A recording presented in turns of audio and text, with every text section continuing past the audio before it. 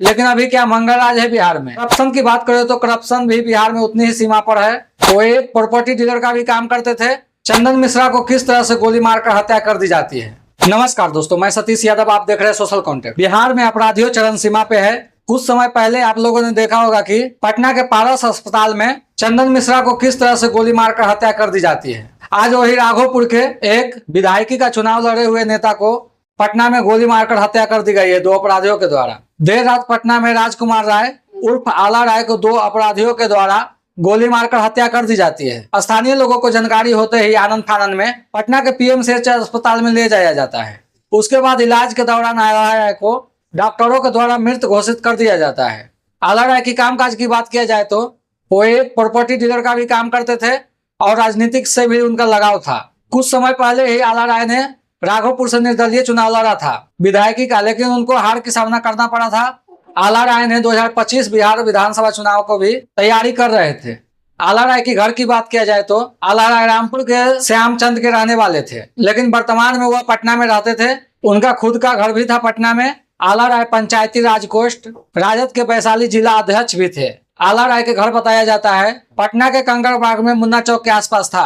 आला राय के मारने के लिए अपराधियों ने पहले से ही उनका घर से कुछ दूरी पर ही घात लगाए बैठा हुआ था।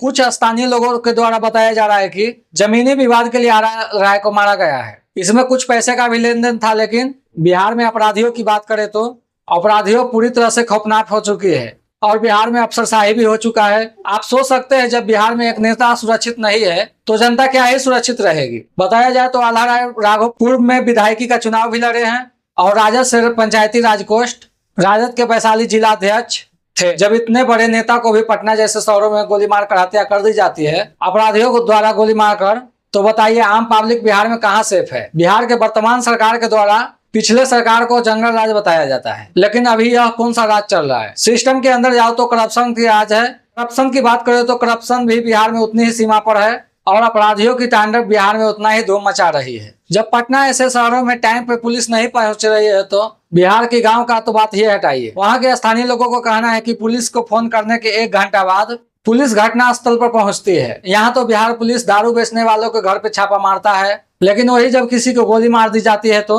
बिहार पुलिस उस घटना स्थल पर लेट क्यों पहुंचती है। कुछ समय पूर्व में ही देखा होगा कि पटना के राजा बाजार स्थित पारस अस्पताल में अपराधियों ने घुसकर हॉस्पिटल में किस तरह से चंदन मिश्रा को गोली मार दी थी। अगर यही महागठबंधन और आरजेडी का सरकार होता तो बिहार में ये सरकारों द्वारा बोला जाता कि बिहार में जंगल राज है और जंगल राज की सरकार है और जंगल राज में जनता जी रहा है। लेकिन अभी क्या मंगल राज है बिहार में। अपराधियों की तांडव चरण पर है जो कि कुछ कहा नहीं जा सकता है और बिहार की सरकार और बिहार की पुलिस कान में रुइया डालकर सोए हुए रहता है। जब घटना होती है कहीं भी बिहार में तो घटना स्थल पर पुलिस 1 से 2 घंटे बाद ही पहुंचती है। लेकिन बात करें तो फिलहाल बिहार पुलिस के द्वारा आला राय को चालक को अपने हिरासत में लेकर उससे पूछताछ किया जा रहा है और घटना स्थल को और घटना को जांच करने में लगी हुई है बिहार पुलिस। लेकिन राघोपुर के वर्तमान विधायक तेजस्वी यादव ये घटना पर क्या कुछ बोलते हैं देखा जाएगा, क्योंकि राजद के एक कार्यकर्ता के रूप में आला राय ने पंचायती राज कोष्ठ राजद वैशाली जिला अध्यक्ष भी थे।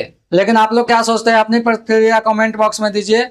मैं सतीश यादव, आप देख रहे हैं सोशल कॉन्टेक्ट। अगर यूट्यूब पर देख रहे हैं तो चैनल को सब्सक्राइब करें, फेसबुक पर देख रहे हैं तो पेज को फॉलो कर लीजिए। धन्यवाद।